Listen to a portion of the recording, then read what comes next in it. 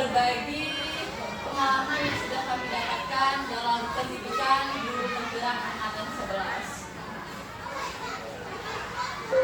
Sebelumnya kami minta maaf kepada Bapak Ibu semua. Kami berdiri di sini bukan berarti untuk menggurui Bapak Ibu semua, namun di sini kami hanya ingin berbagi, yang mana pada saatnya pun Bu Dewana dan Pak Novia telah terlebih dahulu membagi mengenai diseminasi budaya positif ini kepada teman-teman semua, dan kami di sini mengingatkan kembali mengenai budaya positif yang harus kita bangun di lingkungan sekolah kita agar terciptakan lingkungan nyaman, aman, dan positif bagi sekolah dan sekolah. Sebelum mulai kegiatan kami, agar kegiatan ini berjalan dengan lancar, ada baiknya kita berdoa terlebih dahulu.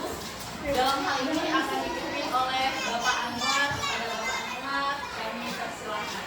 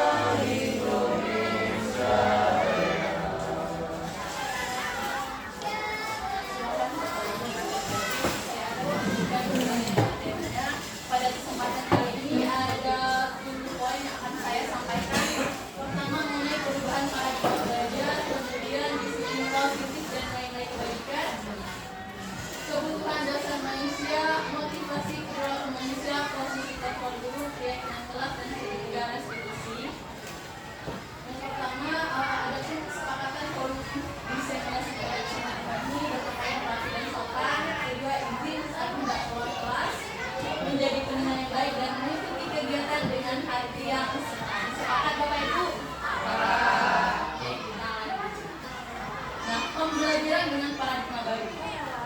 Pembelajaran sekarang ini dirancang berdasarkan prinsip berdiferensiasi, yang mana pembelajaran itu dirancang sesuai dengan kebutuhan peserta didik, yang mana sesuai tahap perkembangannya menurut teori psikologi. Dalam hal ini mengarah ke profil pelajar Pancasila. Adapun 6 dimensi profil pelajar Pancasila, Bapak Ibu masih ingat 6 profil pelajar Pancasila apa saja?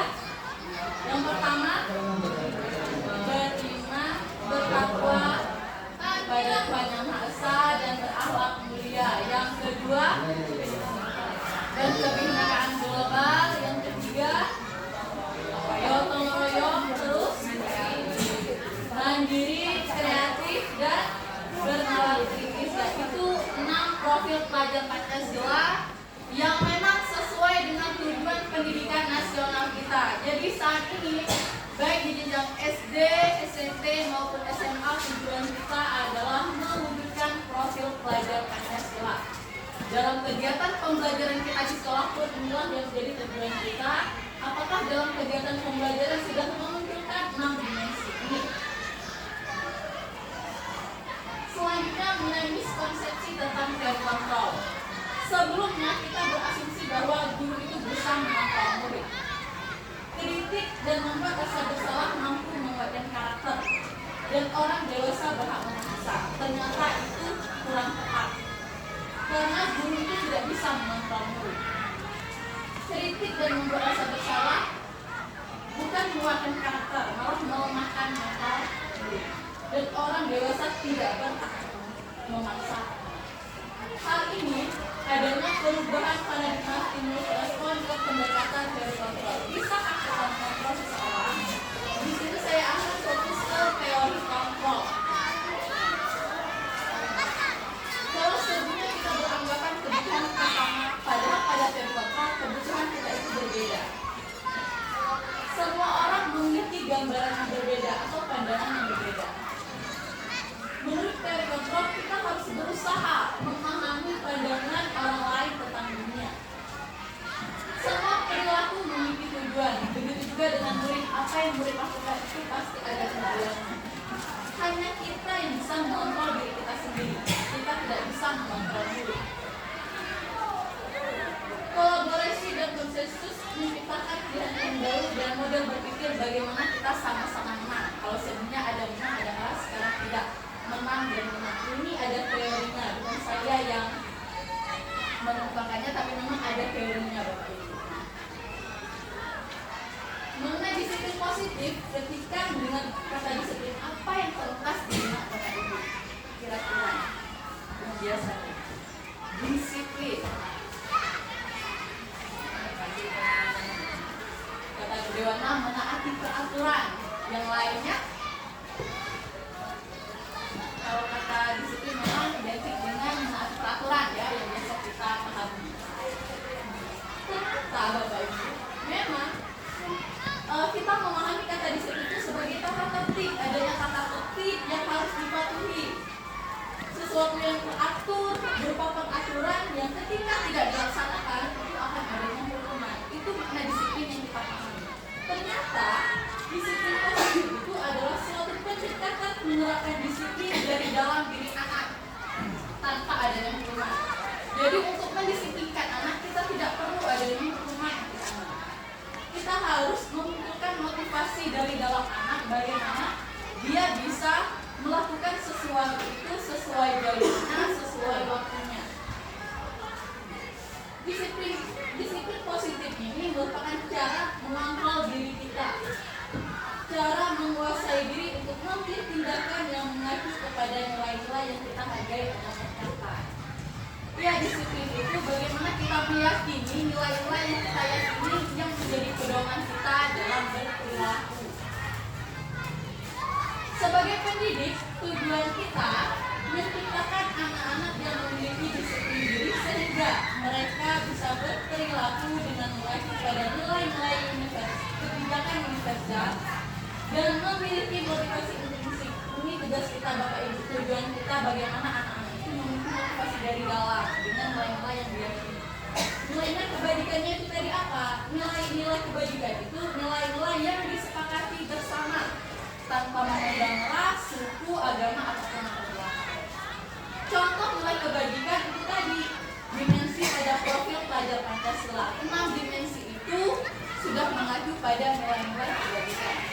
Jadi keenam nilai ini harus diyakini oleh murid kita dalam berpedoman mereka berperilaku. Selain nilai pada profil pelajar Pancasila, ada juga nilai-nilai kebaikan universal, peduli, rajin, dermawan, jujur, percaya yang memang sudah kita ketahui dalam sehari-hari. Nah, nilai-nilai ini penting untuk diketahui kita sebagai murid maupun guru kita. Dalam berperilaku, seseorang berperilaku itu dilatar belakangi oleh motivasi intrinsik dan ekstrinsik. Intrinsik ini motivasi yang berasal dari dalam, sedangkan ekstrinsik motivasi yang berasal dari luar atau yang dipengaruhi dari luar. Seseorang berperilaku itu pertama bisa saja untuk menghindari hukuman atau ketidaknyamanan, kedua mendapatkan penghargaan. Kedua poin ini adalah motivasi dari luar atau ekstrinsik. Sedangkan motivasi dari intrinsik itu menghargai diri akan nilai-nilai yang kita yakini. Seperti misalnya kita datang mengajak tepat waktu, apakah untuk menghindari hukuman, menghindari ketidaknyamanan, menghindari teguran dari atasan, atau untuk mendapatkan penghargaan, atau karena kita menghargai diri kita, meyakini nilai-nilai tanggung jawab, bahwa kita bertanggung jawab untuk hadir tepat waktu untuk mendidik atau mendidik kita. Itu istilah pada guru. Jadi semua motivasi itu, semua perilaku itu pasti ada motivasinya, entah baik itu ekstrinsik ataupun intrinsik. Menghindari hukuman atau ketidaknyamanan itu adalah motivasi paling rendah. Itu motivasi paling rendah. Motivasi paling tinggi itu adalah kita melakukan sesuatu karena kita menghargai diri kita dengan meyakini nilai-nilai kebaikan yang kita yakini. Selanjutnya, 5 kebutuhan dasar manusia. Nah, ini ada 5 kebutuhan dasar kita, Bapak Ibu. Yang pertama, bertahan hidup. Kedua, kasih sayang dan rasa diterima. Ketiga, penguasaan, kesenangan dan kebebasan. Semua ini harus dipenuhi, Bapak Ibu, baik kita sebagai guru ataupun murid. Kita sebagai guru harus terpenuhi kelima ini. Entah yang kita peroleh dari keluarga kita sendiri atau dari lingkungan kerja kita.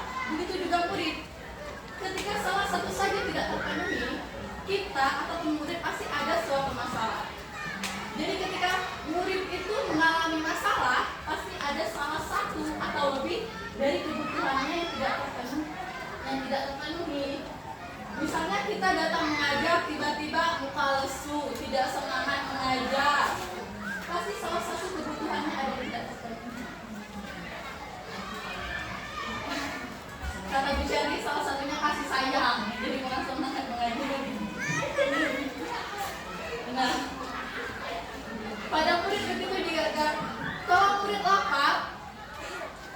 lapar nih, lapar itu salah satu dalam komponen bertahan hidup. Apakah mereka akan fokus belajar? Tidak.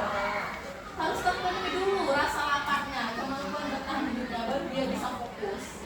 Intinya 5 kebutuhan ini harus dipenuhi, baik kita sebagai guru ataupun murid. Bertahan hidup contohnya apa saja? Kita dalam keadaan kenyang, kita memiliki pakaian yang baik, yang pantas, kita sehat, memiliki rumah dan kebutuhan akan rasa aman. Ini kebutuhan bertahan hidup. Nah, contohnya bila ada seorang anak mengalami kelaparan dan orang tua tidak membawakan bekal untuknya, maka kebutuhan bertahan hidup akan makanan itu tidak terpenuhi. Yang kedua, kasih sayang dan rasa diterima. Saya yakin di sini itu penting untuk membangun koneksi baik dengan teman, kekasih, pasangan, keluarga atau kelompok di mana kita bergabung. Jika tidak diterima, pasti kita akan mencari perhatian ke siapa itu. Yang penting kita mendapatkan rasa kasih sayang atau rasa diterima. Itulah mengapa kita harus memiliki hubungan yang baik. Kalau di tempat kerja itu sesama rekan kerja memiliki hubungan yang baik aja kita merasa kita diterima di lingkungan tempat kita bekerja. Murid pun begitu. Ada murid yang minder, entah karena status ekonomi, mereka merasa tidak diterima karena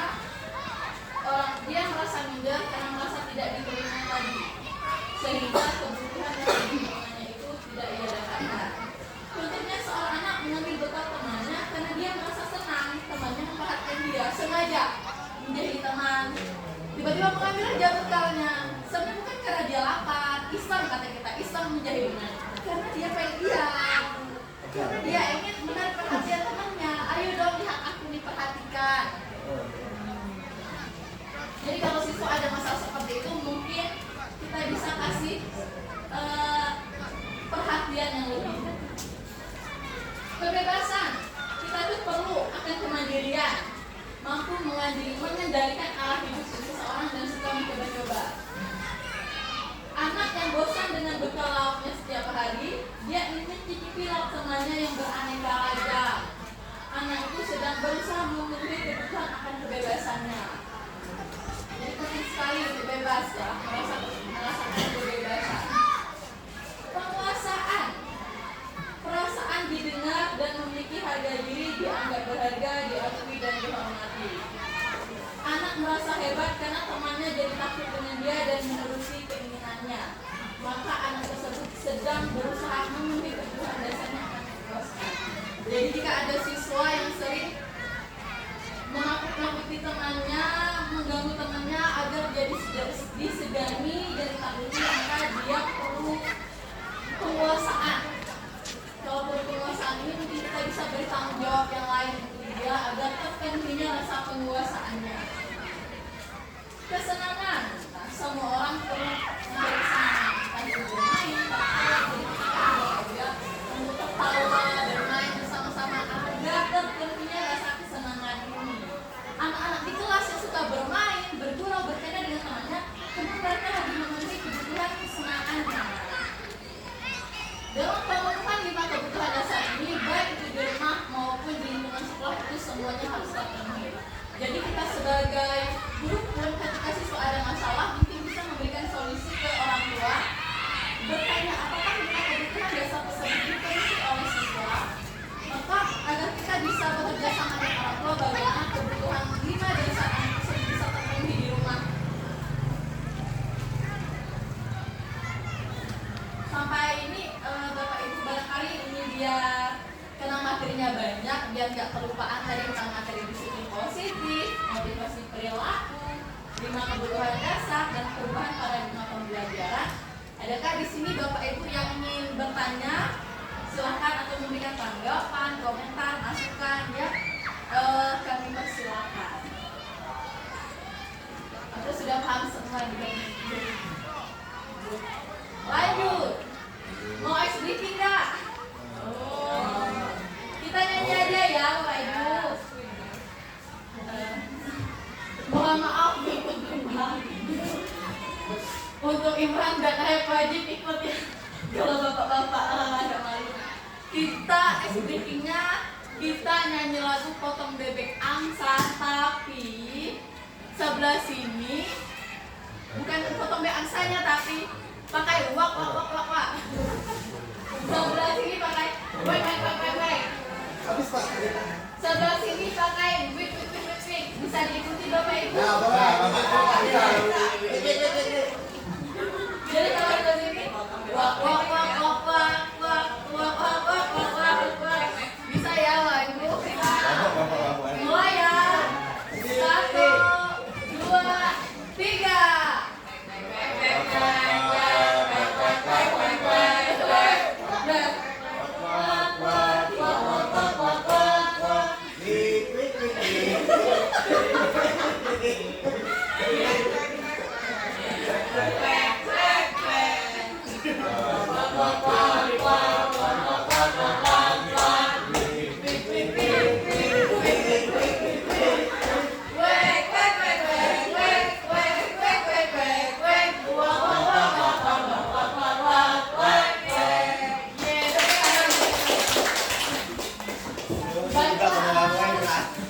Selanjutnya akan dilanjutkan dengan Bu Resti untuk menjelaskan materi selanjutnya. Saya bacakan dengan Bu Resti.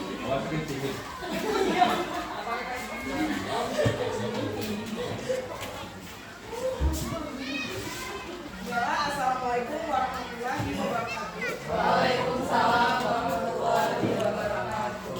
Di sini saya akan menyambung pembahasan dari pembahasan saya sudah tampil tadi, yaitu mempresentasikan tentang keyakinan kelas.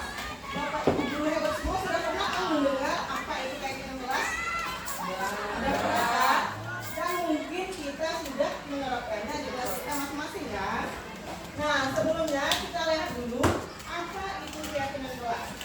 Keyakinan kelas itu adalah sesuatu yang diyakini bersama yang berasal dari penyatuan pikiran dan terjadi nilai-nilai kebajikan untuk diturunkan di kelas kita. Jadi sebelumnya kita itu minta dulu kepada anak-anak peserta didik kita di kelas nilai apa yang akan dituliskan untuk keyakinan yang akan kita sepakati bersama. Kemudian, di mana tujuan keyakinan kelas itu yaitu menciptakan pembelajaran yang berpusat pada murid dalam menentukan kelas yang diimpikan sehingga murid lebih bertanggung jawab akan keputusan yang mereka buat bersama-sama dan menumbuhkan komunikasi yang efektif antara murid dengan guru. Jadi dengan adanya keyakinan kelas itu Bapak Ibu, kelas kita bisa menjadi aman, kemudian mungkin hal-hal negatif bisa dikurangi walaupun masih ada yang melanggarnya atau yang terjadi. Kemudian contoh dari keyakinan kelas itu misalnya ada beriman. Beriman berarti contohnya berdoa sebelum dan sesudah pembelajaran. Kemudian ada nilai tanggung jawab dengan melaksanakan tugas sesuai dengan jadwal yang sudah ada. Kemudian ada nilai mandiri, contohnya membawa alat tulis masing-masing. Mungkin di kelas kita sudah ada kesepakatan kelas yang seperti kami tampilkan ini. Mungkin malahan lebih dari ini. Benar kan Bapak Ibu guru yang hebat semuanya? Nah selanjutnya kita masuk pada 5 posisi kontrol guru.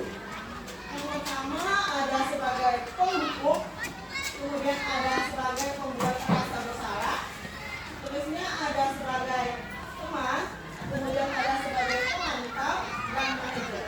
Mungkin di sini termasuk diri saya sendiri ya, Bapak Ibu guru semuanya. Mungkin kita banyak meletakkan diri kita ini sebagai posisi penghukum. Kemudian selain dari penghukum, ada juga pembuat rasa bersalah. Contohnya saja misalnya ada anak yang keluar, langsung dipanggil. Sini kamu, kenapa kamu bilang ketika hukum itu diri saya sendiri ya Bapak Ibu guru. Dan ternyata setelah mengikuti pendidikan guru penggerak ini, itu adalah merupakan cara yang kurang baik untuk anak-anak kita. Kemudian untuk membuat rasa percaya juga itu banyak kita lalui atau kita alami bersama. Nah kemudian ini ada contohnya nilai, misalnya ada identitas gagal, kemudian identitas berhasil atau suksesnya dan identitas berhasil sukses berpenuh diri. Yang bisa dilihat di layar ini, misalnya ada motivasi, kemudian guru berbuat, guru berkata, hasilnya bagaimana, kemudian kaitannya dengan dunia berkualitas dan murid berkata dan dampaknya pada murid. Jadi kesepakatan kelas itu atau keyakinan kelas itu sangat berarti sekali. Kemudian ada lagi contoh penerapan 5 posisi kontrol, yaitu sebagai penghukum. Nah kalau kita sebagai penghukum, berarti itu adalah patuhi aturan sekolah, berdiri di barisan lain. Kasusnya itu kan murid tidak memakai atribut lengkap saat upacara. Mungkin kita sering kan merazia murid kita yang tidak berpakaian atau atribut lengkap. Misalnya ada yang dijemur, dipisahkan dari barisannya. Nah tidak Bapak Ibu semuanya. Nah kemudian kalau kita sebagai penghukum kan tadi, kemudian kalau kita sebagai teman bagaimana? Kamu lagi kemarin-kemarin kan sudah dikatain terus. Ya sudah, gabung saja dengan teman-teman yang lain untuk ada ibu. Nah itu berarti kita nilainya sebagai teman. Kita menganggap anak itu teman kita, tapi kita itu ada juga ya Bapak Ibu ya. Salahnya kita kalau sebagai posisi sebagai teman, kita tidak boleh terlalu dekat dengan anak karena anak itu akan melunjak, akan tidak menghargai kita. Jadi batasnya juga ada. Kemudian kalau kita sebagai pembuat rasa bersalah bagaimana? Kamu ini sudah berkali-kali ibu bilang sama kamu, ibu kecewa sekali dengan kamu. Berarti kita seolah kita yang bersalah, kita yang merasa bersalah, kita yang merasa terzolimi. Kemudian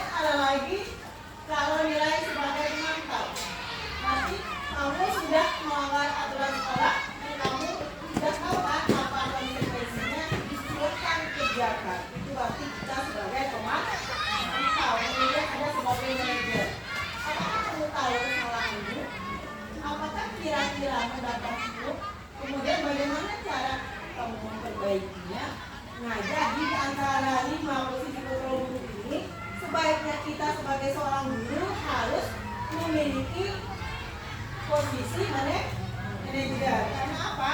Karena manajer itu kita melakukannya bertahap, yang dimulai dengan menanyakan dulu, kemudian itu namanya menstabilkan identitas, kemudian kita menanyakan bagaimana pendapat anak itu, kemudian nantinya pokoknya nanti akan kita bawa pada segitiga restitusi.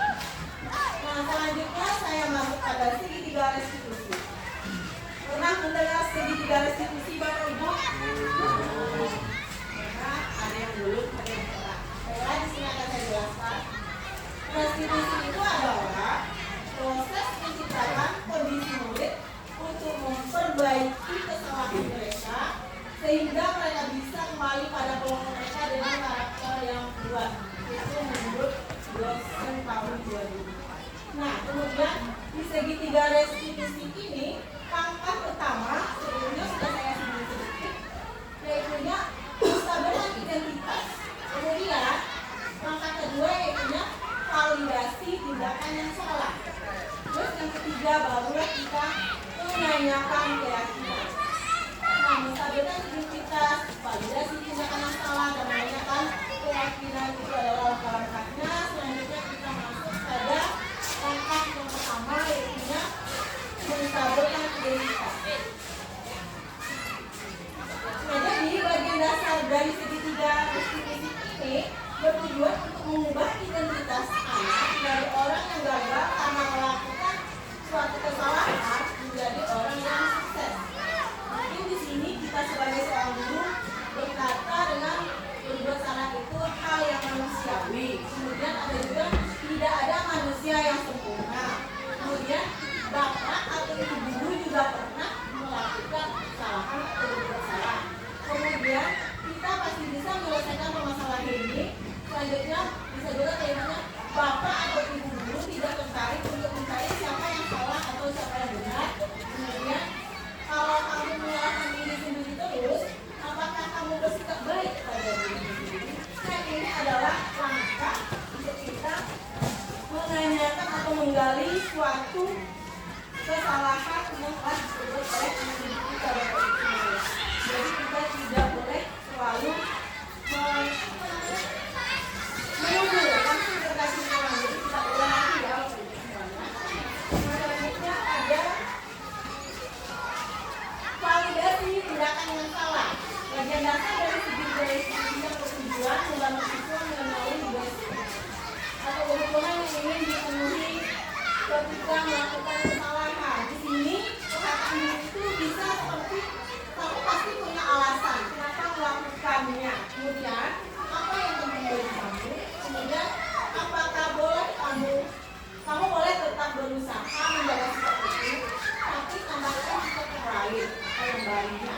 Kemudian boleh juga maukah kamu belajar cara yang lain untuk mendapatkan apa yang kamu butuhkan tanpa harus memukul atau kekerasan.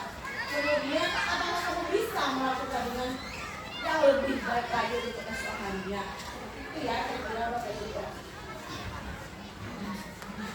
Kemudian ada yang langkah terakhir di segitiga restitusi ini yaitu menanyakan keyakinan. Nah, anak akan melihat kesalahannya dihubungkan dengan norma sosial dan nilai-nilai yang mendasari manusia berinteraksi dengan orang lain. Nah, kalau kita menanyakan keyakinan, berarti kita bisa memakai kalimat seperti apa nilai yang kita percaya di kelas atau di sekolah kita.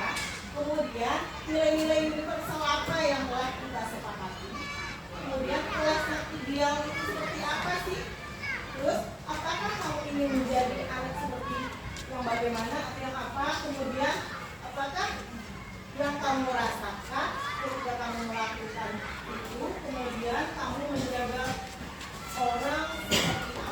Ingin menjadi orang yang seperti apa? Begitu ya Bapak Ibu? Karena kan sebelumnya kelas kita itu kan sudah mempunyai keyakinan kelas yang sudah disepakati bersama. Nah, kita lihat di keyakinan itu nilai mana yang dilanggar oleh siswa kita. Misalnya nanti ada yang tidak jujur, nah, nanti kasusnya juga ada.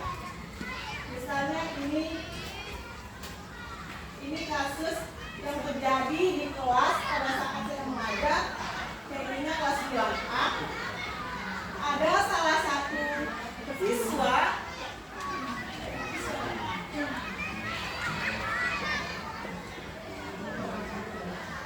mohon maaf Bapak Ibu semua, mungkin teknis jadi suaranya tidak keluar. Saya aja yang menjelaskan. Ini bukan rekayasa ya Bapak Ibu ya.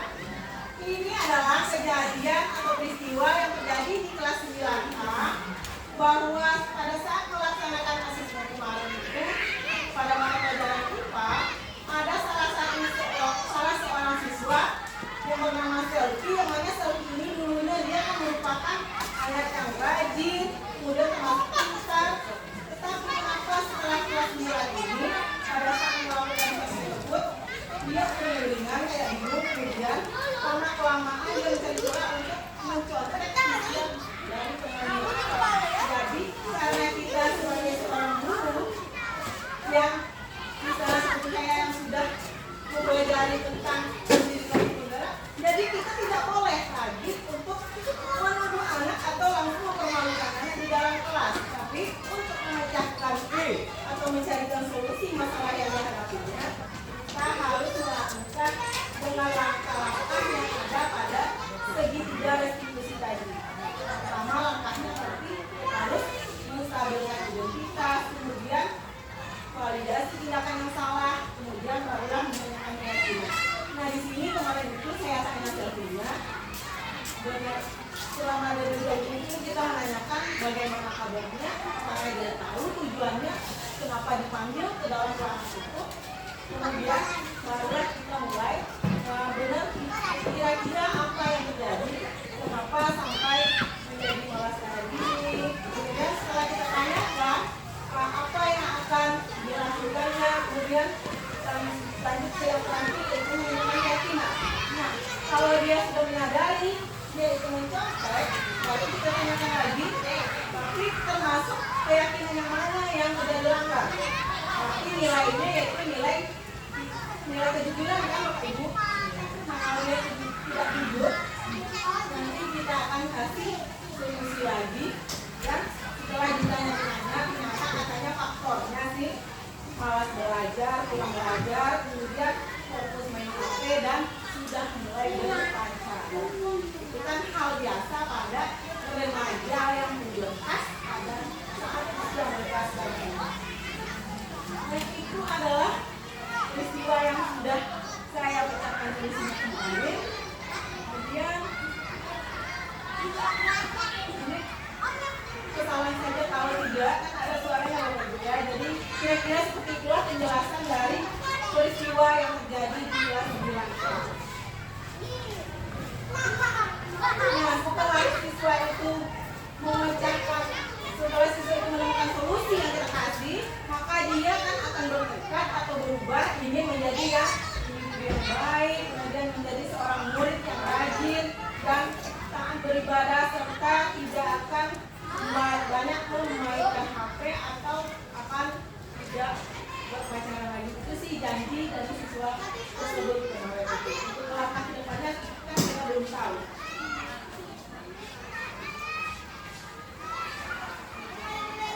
Nah, demikianlah penjelasan saya hari ini. Kira-kira Bapak Ibu guru ada yang ingin ditanyakan? Kalau ada yang ingin bertanya, silakan, ataupun ingin memberikan masukan, silakan.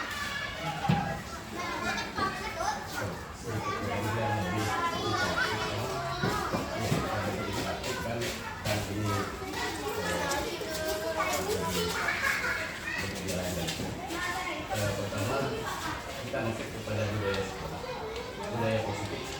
Jadi ada budaya, ada positif. Artinya ada nilai-nilai yang memang menjadi nilai tersendiri bagi sekolah. Tapi yang terpenting dalam budaya positif adanya komitmen dari seluruh organisasi. Artinya nilai-nilai yang disepakati itu memang harus dijalankan dengan melihat sosio-kultural. Jadi ketika kita menyusun nilai-nilai positif, itu harus melihat bagaimana kondisi di sekolah dengan selama pelaksanaannya, kemudian sosio-kultural dari anak-anaknya, dan daya dukung yang ada. Ini yang kita sebut sebagai stakeholder dalam sekolah. Kemudian terkait dengan pelaksanaan, tentunya dalam pelaksanaan pembelajaran harus ada yang namanya reward and punishment. Ada ujian kemudian ada resiko. Nah, yang terpenting di konsep Merdeka Belajar bahwa dalam memberikan punishment hukuman pada anak-anak itu tidak menyentuh aspek psikologis anak. Jadi artinya bagaimana kita sebagai seorang guru bisa memanage proses pelaksanaan pendidikan yang bervariatif, kemudian membuat anak menjadi senang. Kan konsepnya demikian. Artinya anak-anak tidak merasa tertekan, tapi dengan kehadiran kita anak-anak merasa terlindungi. Ini konsep pembelajaran yang aman jadi.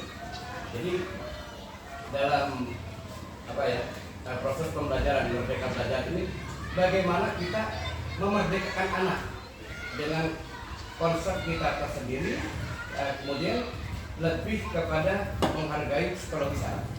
Masih.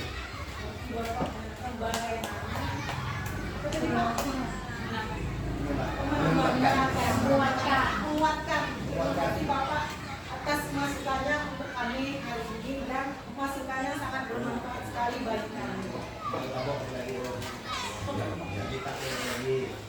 Bapak Ibu guru yang lain, ada yang ingin menambahkan juga atau ingin bertanya? Kami silakan. Bang Ika, Miss Elia,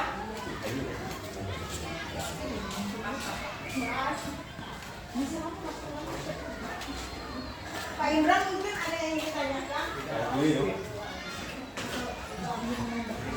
Kepada Menjowana mungkin bisa menambahkan atau ingin menambahkan atau ingin menambahkan lagi, kami silakan. Tadinya sudah kuat, jadi tadi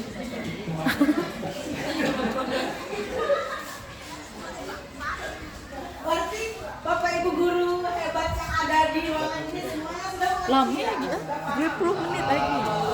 Dan semoga nantinya kita bisa sama-sama menerapkan budaya positif ini di sekolah kita. Karena kan kalau kita lihat zaman sekarang ini kan merupakan zaman yang sangat bebas.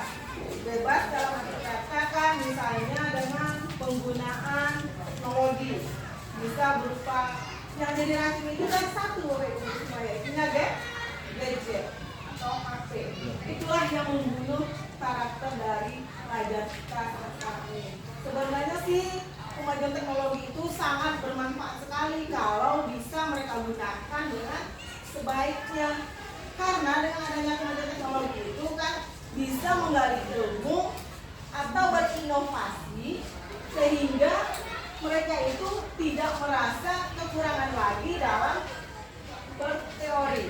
Tapi kebanyakan dari siswa kita ini kan malas, termasuk kita juga ada yang seperti itu sedikit. Dan semoga nantinya kita bisa lebih berinovasi lagi dan berkreatif lagi bersama. Ibu Resti, Iya Pak, izin silakan. bertanya, ada pertanyaan.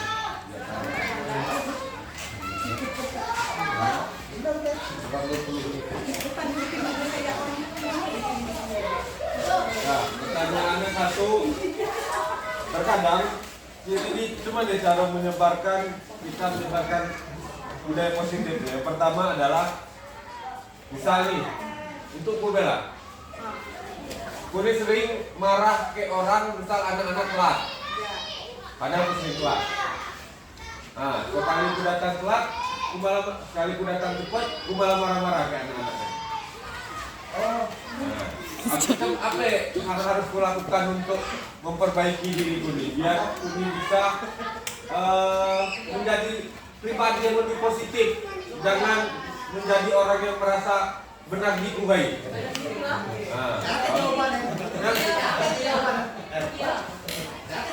Yang kedua,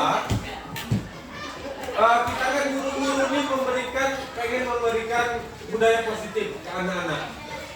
Tetapi pada kenyataannya banyak anak-anak di sini dikasih positif, tapi di rumah dia membawa budaya negatif di sini.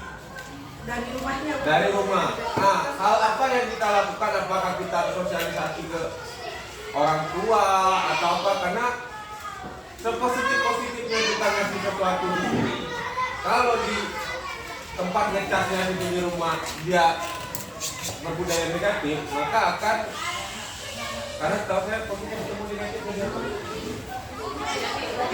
jadi negatif, karena positif ketemu negatif itu angka yang memilih adalah negatif. Nah, jadi maksudnya seperti itu Bu Esti. Apakah saran dari Bu Esti dan Bu Intan atas dua pertanyaan saya? Uni dulu. Tidak boleh? Itu kan merupakan pertanyaan dari Bapak Chandra. Mungkin ada dari rekan-rekan guru yang ingin menjawab atau yang bisa menjelaskan kenapa dua hal yang ditanyakan Pak Chandra tadi bisa terjadi. Pak Aep mungkin bisa menjelaskan. Itu umum ya. Ya nggak apa-apa, dicoba dulu Pak. Silakan Pak Aep Henry. Mungkin sedikit mencoba menjawab pertanyaan dari Pak Yana. Pada intinya adalah merasa disiplin sendiri. Itu kesimpulan yang dapat saya simpulkan. Mungkin pada intinya seseorang dapat memberi disiplin, contoh disiplin pada orang lain apabila kedisiplinan itu dapat dilakukan secara intens atau secara terus menerus. Bukan artian kata Pak Yana tadi seminggunya tidak disiplin, satu hari disiplin, kemudian satu hari yang dijadikan sebagai alasan seseorang untuk disiplin. Saya rasa itu kurang baik.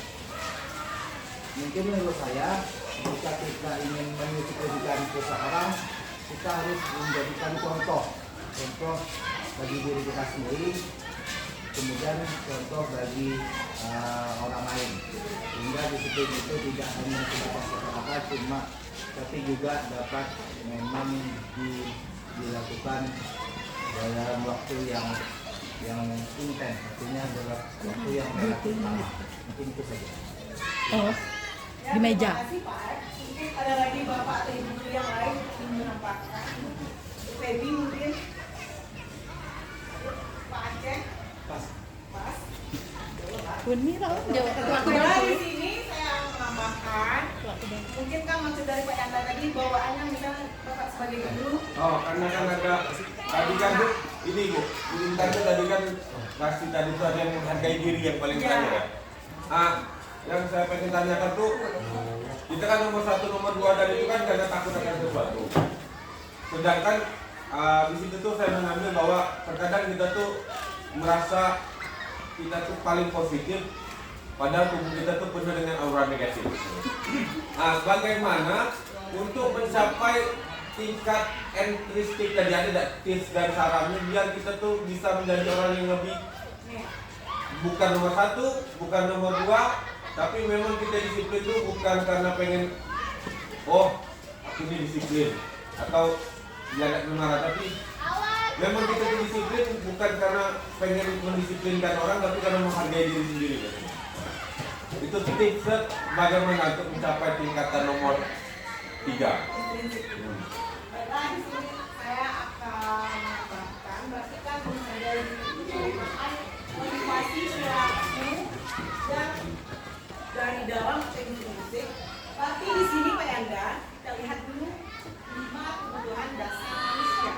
Yang pertama itu kan ada penguasaan, kemudian kasih sayang dan merasa diterima, selanjutnya ada kesenangan, kebebasan dan kebahagiaan. Nah, kita lihat yang saya lima itu. Apakah kita sudah tercukupi 5 kebutuhan dasar itu dalam diri kita? Misalnya kalau ada yang kurang, misalnya kurang kasih sayang kan?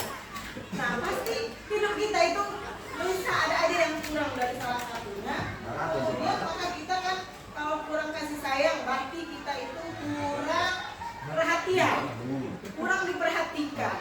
Nah, contohnya saja kalau kita kurang diperhatikan, pasti kita akan mencari celah bagaimana agar orang itu menarik perhatian kita, kemudian semakin apa namanya? Semakin memperhatikan kita atau lebih sering berbicara ke kita. Kan kita misalnya ada yang kesel, misalnya ya, misalnya diri saya sendiri aja saya contoh, saya takut bisa beberapa lain. Misalnya saya ada marah-marah datang luar, ada orang sini kan marah, ada yang kurang, kayak itu ada yang kurang salah satu. Iya saya akui mungkin bisa kurang perhatian. Jadi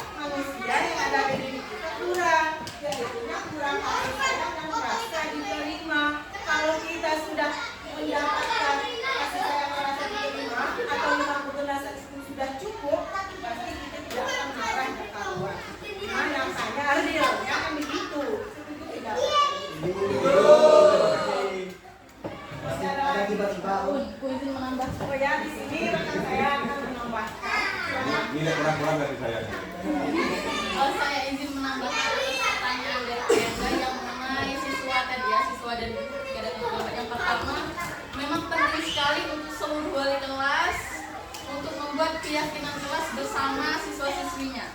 Yang mana keyakinan kelas tersebut untuk disepakati dan dijalankan oleh seluruh warga kelas. Selain keyakinan kelas, ada yang namanya keyakinan sekolah. Kalau sebelumnya di dinding belakang bapak-bapak itu ada kemarin namanya budaya malu ya, itu dari zaman kapan tapi sekarang nggak ada lagi. Itu salah satu keyakinan sekolah yang semestinya kita rubah menjadi kalimat positif. Jadi selain keyakinan kelas, untuk meminimalisir kesalahan yang dilakukan anak, maka perlunya keyakinan sekolah yang lebih difokuskan untuk guru dan seluruh warga sekolah. Nggak perlu buatkan aja keyakinan sekolah kayak enggak, kalau itu ada nanti bisa diinformasikan kepada Bu Dewana, Pak Noviar mengenai keyakinan sekolah yang harus kita buat. Mengenai kedisiplinan tadi, kalau menurut saya untuk itu datang dari diri sendiri, itu memang nggak instan Pak ya, nggak, itu melalui proses. Artinya nggak dalam 1 tahun 2 tahun pun kita harus terbiasa bagaimana kita menghargai diri kita. Dan itu bagaimana agar bisa terwujud semua ini nggak hanya mengenai diri kita, tapi semua ya, semua guru, TU dan lainnya harus menjalankan keyakinan sekolah tadi. Misalnya datang tepat waktu tadi, maka semuanya.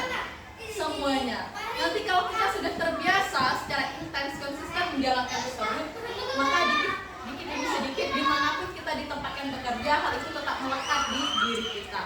Yang pertama, selain pembiasaan di sekolah, penting sekali pembiasaan di rumah Bapak Ibu. Jadi apa yang kita bawa di sekolah ini terkadang impact dari yang di rumah. Jadi ketika di rumah kita sudah disiplinnya sangat kuat di diri kita, maka di tempat kerja pun kita begitu. Artinya mulailah pembiasaan tersebut dari dalam diri kita di rumah. Kalau kita umat muslim, mohon maaf, misalnya guru beduk disiplin melaksanakan sholat tepat waktu, itu mungkin salah satu hal kecil. Atau kita menargetkan jam 4 pagi itu sudah bangun. Ketika kita sudah mendisiplinkan hal tersebut, nilai yang kita yakini agar kita hidupnya lebih sehat, bangun pagi itu menjadikan tubuh lebih kuat, sehat, begitu ya Pak Yanda mengenai pertanyaan pertama. Terus yang kedua, kalau di sekolah anak-anak tuh budayanya positif tapi di rumah negatif. Penting sekali kita sebagai guru mensosialisasikan budaya positif ini ke seluruh wali murid ya, agar ya kita bisa melakukan kolaborasi dengan wali murid bahwa penting sekali loh Bapak Ibu membangun budaya positif. Karena budaya positif ini tidak hanya untuk di sekolah, di rumah juga diperlukan, di keluarga kita. Jangan di sekolah, di rumah kita masing-masing. Pasti kita membangun budaya positif. Tidur ada jamnya, bangun ada jamnya. Terus makan bersama-sama. Sampah tidak boleh dibuang sembarangan, sampah diletakkan di tempat sampah, handuk diletakkan di tempatnya, bangun tidur, tempat tidur langsung dibereskan. Itu salah satu budaya positif yang ada di rumah. Jadi perlu sekali kita membiasakan. Kalau belum ke orang tua yang murid, berarti ke diri kita dulu, keluarga kita, baru berlanjut ke pelaksanaan budaya positif di lingkungan sekolah. Nah, ini ada yang saya tanyakan, menurut Bapak Ibu, bagaimana penerapan budaya positif di lingkungan sekolah kita? Apakah ada yang perlu diperbaiki atau adakah yang lebih baik? Adakah yang sudah baik yang harus kita tingkatkan atau adakah yang perlu diperbaiki? Menurut Bapak Ibu, silakan Bu Dewana, kata Bu Dewana tadi ada, bisa Bu Dewana mengemukakan pendapatnya. Menurut saya ya seperti dikatakan oleh Pak Yanda tadi, misalnya siswa kita datang terlambat, kita merasa tidak apa-apa, tapi ketika siswa yang terlambat kita marah-marah. Nah, jadi sekali menambahkan jawaban dari Pak Yanda tadi, memang kuncinya satu itu konsisten ya. Bagaimana kita bisa mengharapkan siswa-siswa kita itu datangnya tepat waktu juga tidak saja dan memang mungkin tidak cepat prosesnya, tetapi seiring berjalannya waktu, jika siswa itu setiap harinya melihat kita misal 7.30 masuk, 7.30 kita sudah di kelas, insya Allah mereka akan merasa segan ketika mereka datang lewat jam itu. Mungkin kalau pagi jarang mungkin tapi setelah jam istirahat biasanya yang guru terlambat ataupun siswa pun kadang masih di mana-mana jam istirahat. Nah, jadi kuncinya sabar dan konsisten. Kita mulai dari diri kita sendiri dulu. Ya dari rumah juga. Jadi berangkat dari rumah jam berapa, sampai sekolah jam berapa. Jadi insya Allah nanti budaya positif itu akan diterapkan juga oleh Terima kasih Bu Yona. Barangkali ada teman-teman di sini Bapak Ibu menambahkan, menguatkan lagi agar lingkungan sekolah kita semakin positif.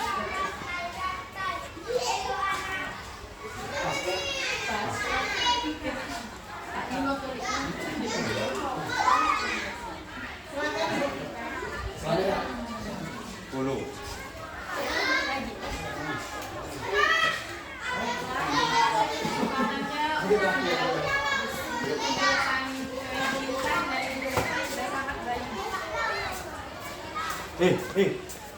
Sudah sangat baik sekali, terima kasih atas ilmunya hari ini.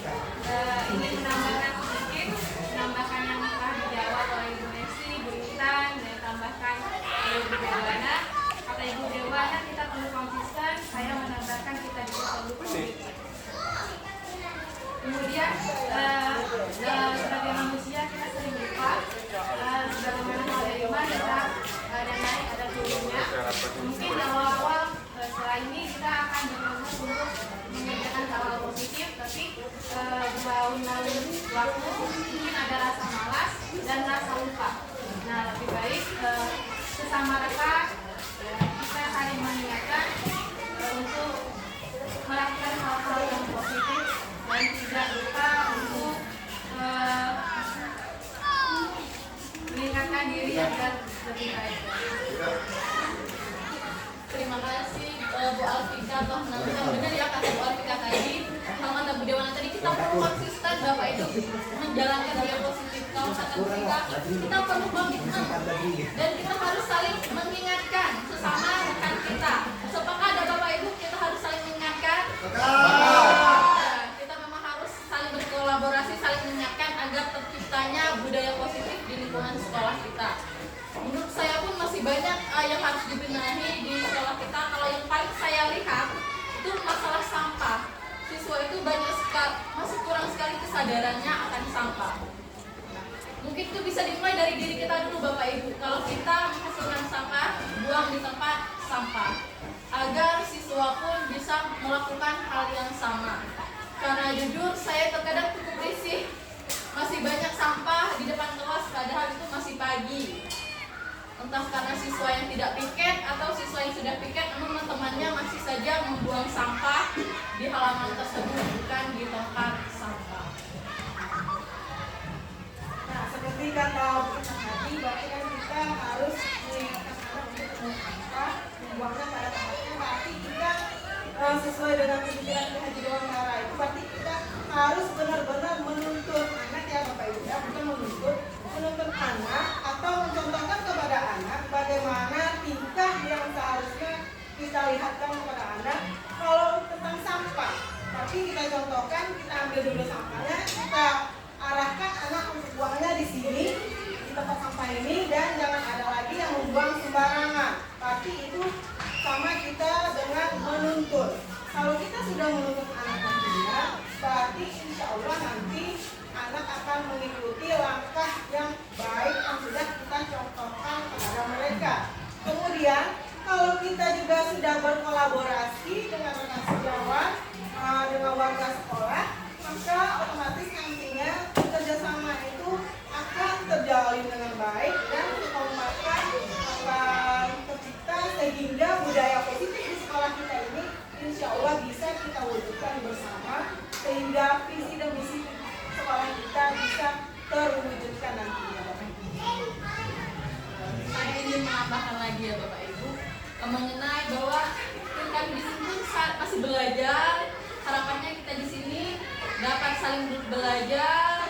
Nah, mengenai posisi kontrol tadi Bapak Ibu kan saya juga tuh sering sekali setiap kali siswa bermasalah gak jauh dari menghukum, membuat rasa bersalah, padahal itu sangat salah sekali.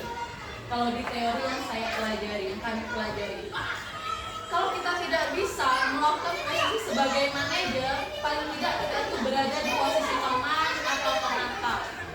Tapi tidak selamanya kita berada di posisi teman atau pemantau. Kita harus merubah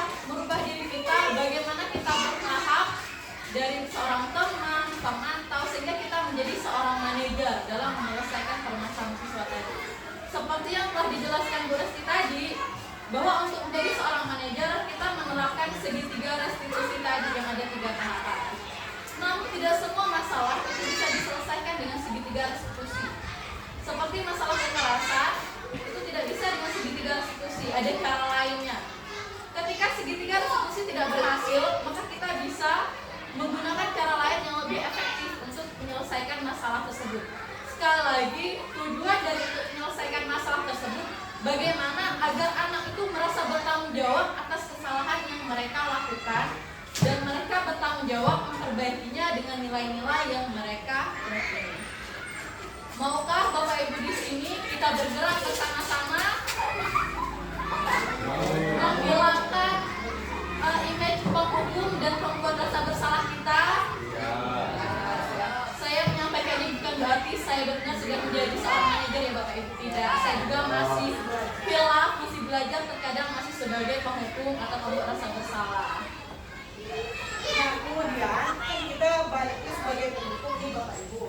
Nah, kita itu harus membedakan dulu antara hukuman dengan konsekuensi ya. Misalnya guru olahraga misalnya. Kalau guru olahraga telat anaknya masuk ke lapangan, terus disuruh push up 10 kali misalnya, apakah menurut Pak Aib itu sebuah hukuman atau konsekuensi? Konsekuensi. Ya, benar sekali, itu merupakan sebuah konsekuensinya. Berarti di sini kita sudah paham apa itu yang dinamakan dengan hukuman dan apa juga yang dinamakan dengan konsekuensi. Jadi Ibu Zerli bisa membedakan antara hukuman dan konsekuensi. Kami persilahkan.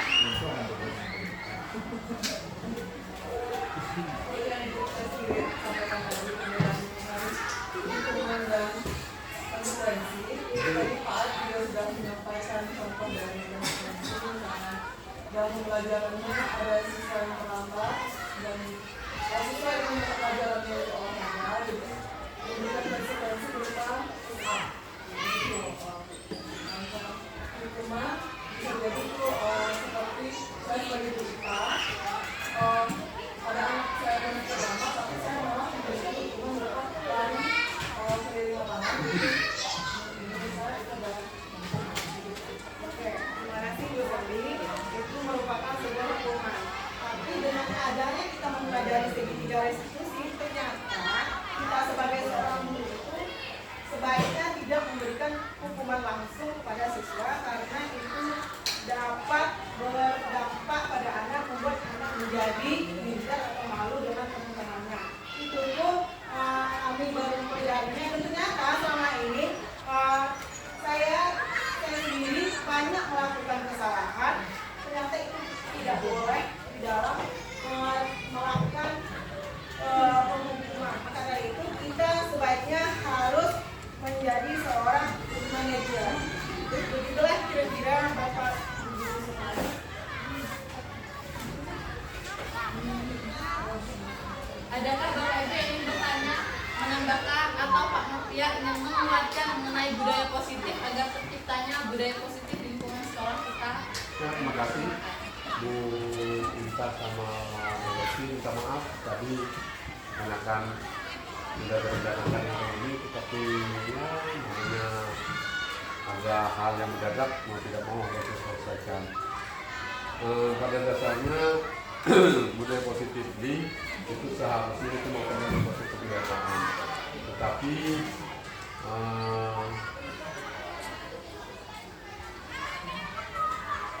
yang namanya budaya positif, namanya budaya itu kan artinya sudah telah membudaya di suatu kalangan.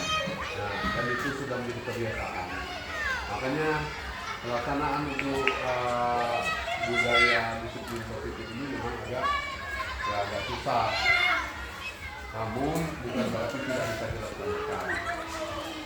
Salah satu contoh awalnya yang bisa kita laksanakan ya kalau di kelas ada kesepakatan kelas atau keyakinan kelas. Lalu untuk guru mapelnya ada kesepakatan antara guru mapel dengan siswa. Selama ini terserang aja tidak ada kebiasaan-kebiasaan seperti itu kita laksanakan, tetapi itu masih belum sempurna.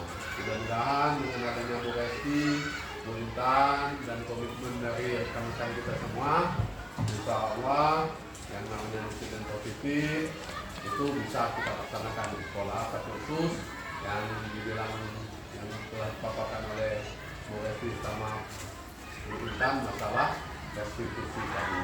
Ya, kita memang masih ada kendala dalam hal penegakan seperti itu. Bukannya tidak bisa, tetapi baru belajar juga. Sedikit-sedikit insya Allah yang namanya restitusi itu insya Allah akan menjadi kebiasaan atau budaya di sekolah ini. Itu aja, terima kasih.